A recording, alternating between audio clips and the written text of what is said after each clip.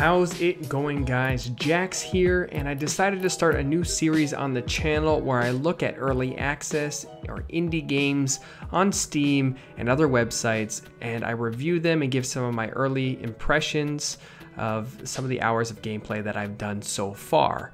So today we're going to be looking at Feel the Snow, which is a indie early access game. Cost me about $7 on Steam, and I thought it would be a cool game to review since it has very positive reviews on Steam. I like the way it looks. It's 8-bit, reminds me of an old Game Boy game or early Nintendo game. I thought this would be a cool game to look at, review, play, give you some of my thoughts before it actually gets released so that you can get some impressions of the game if you were looking at buying it, thinking about this might be a good game for you to get or play with other individuals. So here is Feel the Snow. Feel the Snow reminds me a lot of Zelda because of the RPG aspect to it, and Minecraft because it actually has quite a bit of crafting in the game that's pretty important into you progressing through the story, for you to get items and equipment. And even on top of that, when you start the game, you're basically thrown right into it. You don't have very many controls at all. There's no explanation on how to play the game. There's this busted down town. You walk around, you find this old man, and that's when you start. You speak to him, you get a quest, you go and meet him up north. He gives you an additional quest, and that's how the game kind of works. It has a linear feel to it, but it's definitely not limiting in the fact that you don't have to go just right to the location. It's an open world concept where you can go wherever you want. And if you're not equipped to handle the location, you will definitely die. But don't worry, the game is very forgiving. When you die, you start back in the base with the old man. You don't really lose anything, but you lose the items that you had used. So all the health potions that you used or all the food that you ate, that's gone. The durability on your equipment is still lowered. And so it's forgiving in the sense that you don't lose a lot. But if you were fighting somebody or you were trying to survive or run away and you were using all your berries or your health pots, then those are going to be gone. So that's where it's not so forgiving. Let me run through the UI with you for a bit. So on the top left, you have your health. The green bar is your stamina. The purple bar is your mana. And then that tiny little icon of you with a number beside it, it's basically a hunger. As the time goes by, that number goes down, and there's certain resources that you find around the map that replenish it. And then you have a temperature gauge, which I have yet to see affect any aspect of the game yet. That's probably later on. I've only played like 3-4 hours of the game, and I haven't got to a point where I've seen that affected. So that's basically the UI. You have a little bar on the bottom where you can put moves and you can put other tools there. Which is very handy, so you don't have to keep going through the crafting material, going through your inventory to be able to switch a tool. If you have a sword, if you have a pickaxe, if you have a shovel, if you have an axe, you can basically just put them all on the bottom and you can click the button and it'll equip it, so it's easier to collect resources, which is incredibly handy. But I didn't know that until far along in the game because the controls aren't very clear. The game doesn't explain very much to you at all. So that leads me to my main point. The game does not explain to you anything. It doesn't show you how to go into your journal, how to craft items. It doesn't tell you basic skills. It doesn't even tell you how to do crafting. You have to figure all this out on your own, and I guess that's why the game has one of the subject headings as a puzzle game, because it really doesn't explain anything. You really have to spend a lot of time looking through, figuring things out for yourself. It took me quite a while to actually figure out that you had to kill some monsters around the area with a wooden stick that you can craft in order to get other crafting plans to make other things, which I'm guessing is our random drops. So as you kill monsters, as you progress in the game, they'll drop patterns for you. They'll drop things on the ground that you pick up, and then it automatically gets added to your crafting journal, which then you can make. So until you start killing things, until you start progressing in the game, you're limited into what you can craft. And that's where the game feels grindy. You really have to kill monsters. You have to collect resources. You have to cut down trees and collect logs. You have to use your pickaxe on rocks to collect stones in order to craft other things. Your items have durability. So you're gonna spend a long time killing monsters, collecting things. You can build a home with walls and a door, but first you have to collect the plans for that. So it takes a while to move through the game. Although it's quick to get to the next quest, your ability to complete that quest is going to be based on how much equipment you have, what level you are, how far along you are. So when I first started playing the game, going from quest to quest, I had one where I had to collect a scroll, and when I got there, there were enemies that I just honestly couldn't kill.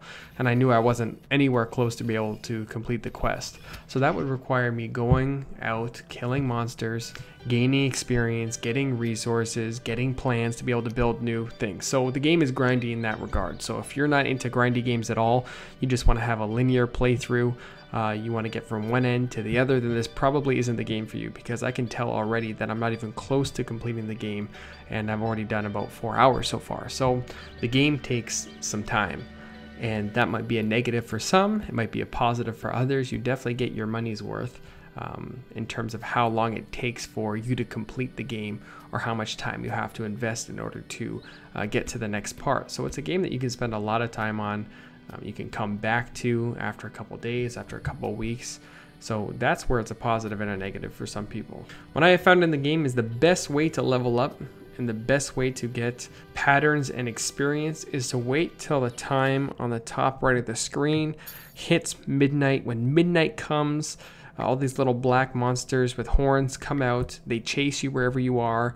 If you have already had a pattern to be able to get a sword, or even if you have a stick, if you kill them, then they're very likely to drop patterns. You move up in level. You can choose through 3 different talent trees, whether you want to do like a melee weapon, if you want to do ranged arrow, if you want to do magic. So you're going to move up in level. You're going to get more moves, which is going to give you more killing power and a better ability to complete those harder quests that you encounter pretty early on in the game. Or you can just try to kill the chickens, because I found the chickens are actually probably one of the hardest enemies that I encountered in the game early on. They take away so much of your health, and if you don't have enough resources, if you don't have the little berries that you pick up, if you don't have any of the candy canes, or you don't have the ability to make health potions, you're gonna die. They will kill you. So I don't know why they're so strong. I don't know why I had such a hard time with the chickens, but I did. Another big aspect of the game is that you can make your own location. So you can make crafting tables where you're going to be able to make your own equipment, where you don't have to go to the old man's house. At the beginning of the game, you're going to be able to get patterns for doors and for walls and for a roof. And so you're going to be able to build your own location wherever you want to build it on the map. The problem I had is that since the controls are so minimal, I had such a hard time figuring out how to rotate a wall to a different angle so that I can make a square. I could only put the wall in one way. I can only put it diagonally down to the right. I couldn't swap it to turn it to a different side, and I still didn't figure it out. Still to this day, when I play, I really don't know how to rotate it. Either I'm missing somewhere on my keys where I click it, but it's not listed in the controls anywhere. I tried so many different ways. Maybe I have to get a different pattern for another wall that's faced at a different angle. I don't know. So that was something that was very frustrating to me, because I spent a lot of time trying to build this house. So when nighttime hit and these little monsters started coming, I wouldn't get attacked by them. I can kind of just do whatever I need to do inside the house. So that's where I feel like the lack of controls or lack of explanation in the game for me was a negative. Now for some people it may be a positive because they have to figure it out and it's a puzzle game, but for me I want a little bit more direction, because I spent a long time looking at how to do it and it was very frustrating to me personally. So that's where I found the game to be a little bit negative, and I can understand it's an early access game, so I can't rag on it too hard because there are things that are subject to change. That's something that I can definitely see changing or being a little bit easier to do.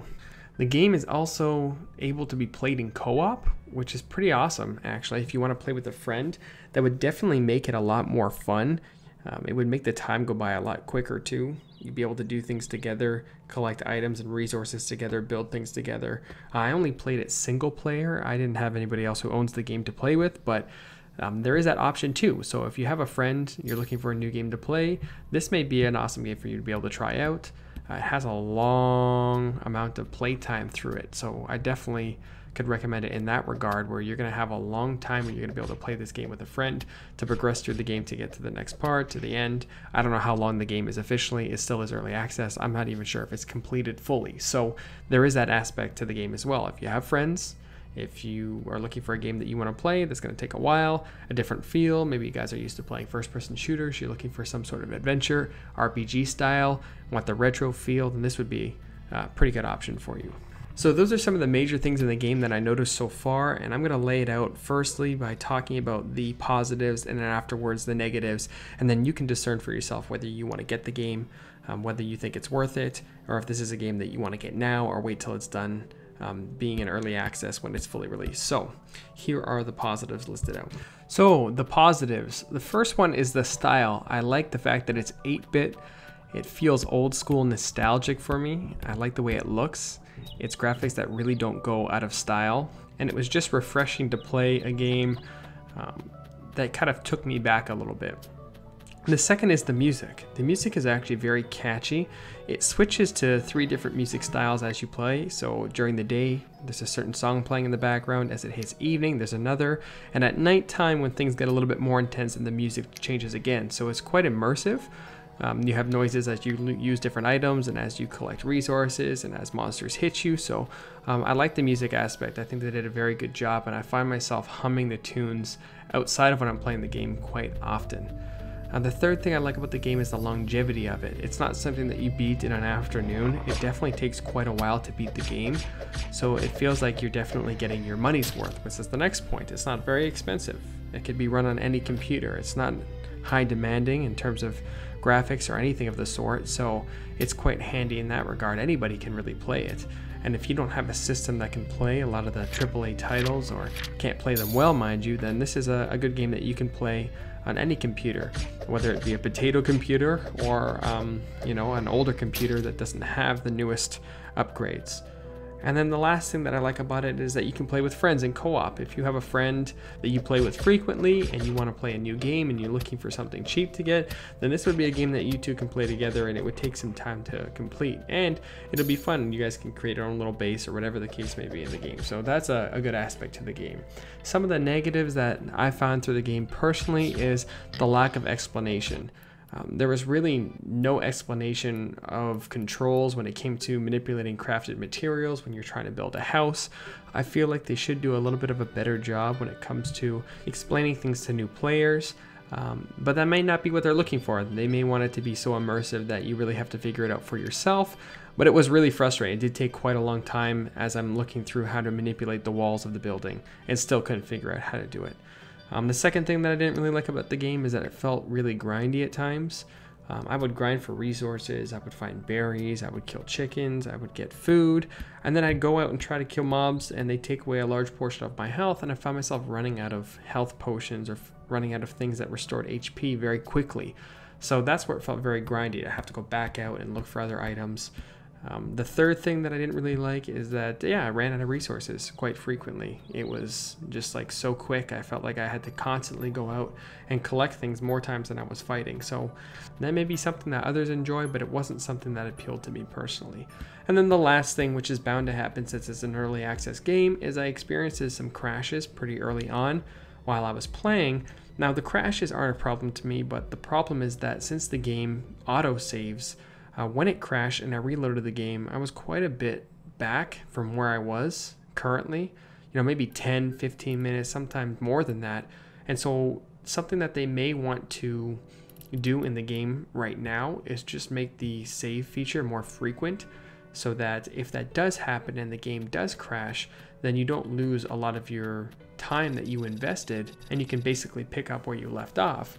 And so it doesn't feel as debilitating when a crash happens that you have to go redo an hour of work that you had just invested, especially since it feels grindy at times when you're collecting resources. It's quite a big pain when you're collecting berries or collecting wood and you have like 80 pieces of it and it crashes and now you have 10 again. So that's the last thing about the game that I feel like will eventually get fixed. Definitely, since it is still early access, but maybe they can implement something right now where they can help bypass some of those crashes. So that is Feel the Snow. It's available on Steam. I think it actually went up a bit, maybe $7.99. It's still early access. The full game hasn't been released. I don't know when it's going to be fully released yet, but if it looks like a game that's appealing to you, I encourage you to go buy it, play it. It's not something that I will probably pick up again for a while, but it may be a game that I revisit when the full game is released. So this has been my first first impressions video. So there's going to be more to come. Stay tuned. Let me know in the comments below if you enjoyed the video, if there's things that I should change. Please like, subscribe, and look forward to more content coming in the future. All right, guys, take care.